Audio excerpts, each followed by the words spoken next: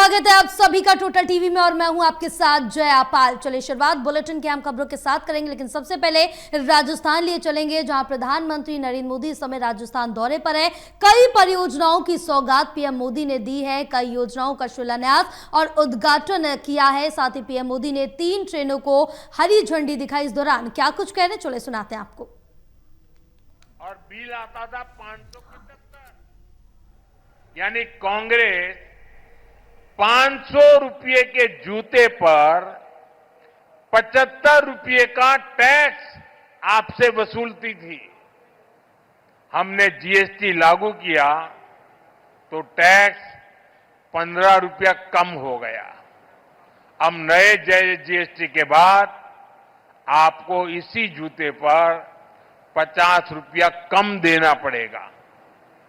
पहले 500 से ऊपर के जूतों पर और भी ज्यादा टैक्स लगता था। हमने वो 500 वाला स्लैब भी हटा दिया। अब हमने जो 500 तक का स्लैब था उसको हटा करके 2500 रुपये तक के जूते उसका टैक्स भी कम कर दिया। साथियों, एक सामान्य परिवार का सपना होता है कि उसके पास एक स्कूटर या मोटरसाइकिल हो। कांग्रेस राज में ये भी पहुंच से बाहर था। कांग्रेस 60,000 की बाइक पर, अगर एक बाइक आप खरीदते हैं 60,000 रुपये में, तो 19,000 रुपये से अधिक टैक्स लेती थी। बताइए, 60,000 रुपये के सामने 19,000 से ज्यादा टैक्स। 2017 में हम जीएसटी लाए तो ये टैक्स 2-2.5 हजार रुपया कम किया, और अब 22 सितंबर को जो दरें लागू की उसके बाद अब 60,000 की बाइक पर सिर्फ 10,000 रुपया टैक्स हम ले आए नीचे। यानी 2014 की तुलना में करीब 9,000 रुपये का फायदा हुआ। साथियों, कांग्रेस के राज में अपना घर बनाना भी बहुत महंगा था। 300 रुपए के सीमेंट के बैग पर कांग्रेस सरकार 90 रुपये से अधिक टैक्स लेती थी। 2017 में जीएसटी आने के बाद ये करीब 10 रुपया कम हुआ, और अब जब दोबारा हम रिफॉर्म करके जीएसटी लाए तो 22 सितंबर के बाद सीमेंट के उसी बैग पर करीब 50 रुपये ही जीएसटी लग रही है। यानी सीमेंट के हर बैग पर भी 2014 की तुलना में आज 40 रुपये की बचत हो रही है। यानी कांग्रेस राज में जहां लूट ही लूट थी, वहीं आज भाजपा की सरकार में बचत ही बचत है। और तभी तो देश जीएसटी बचत उत्सव मना रहा है, और जीएसटी बचत उत्सव को पूरे देश में मनाया जा रहा है। लेकिन भाइयों बहनों, ये जीएसटी बचत उत्सव तो चल रहा है, लेकिन हमारा एक और लक्ष्य है, आत्मनिर्भर भारत का।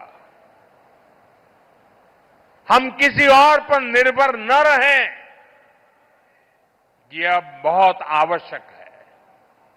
और उसका रास्ता जाता है स्वदेशी के मंत्र से, और इसलिए हमें स्वदेशी के मंत्र को भूलना नहीं है।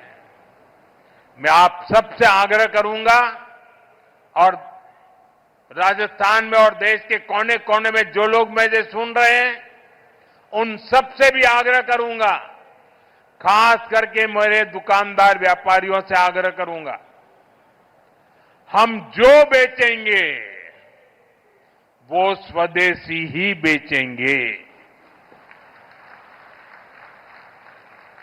और मैं देशवासियों से आग्रह करूंगा, हम जो खरीदेंगे वो भी स्वदेशी ही खरीदेंगे। हम दुकानदार को पूछेंगे, बताओ भाई ये स्वदेशी है कि नहीं है? और मेरी तो स्वदेशी की व्याख्या बहुत सिंपल है। कंपनी दुनिया के किसी भी देश की क्यों न हो, ब्रांड दुनिया के किसी भी देश की क्यों न हो, लेकिन वो हिंदुस्तान में बनने वाला होना चाहिए।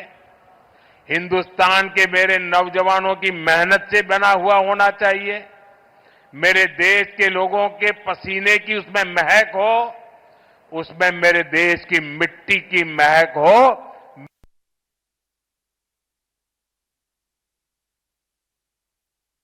मेरे लिए वो सब स्वदेशी है।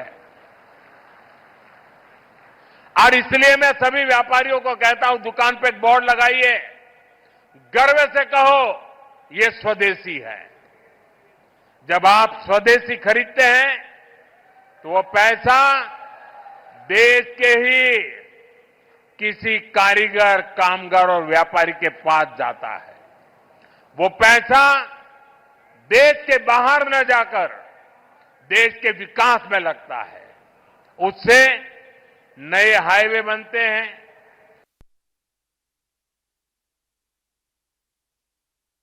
नई सड़कें बनती हैं, स्कूल बनते हैं, अस्पताल बनते हैं, गरीबों के लिए घर बनते हैं। और इसलिए साथियों, हमें स्वदेशी को अपना स्वाभिमान बनाना है। मैं चाहूंगा त्योहारों के इस मौसम में आप सब स्वदेशी ही खरीदने का संकल्प लें।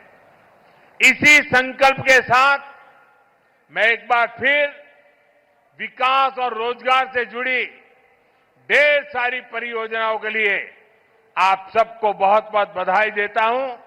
बहुत बहुत धन्यवाद।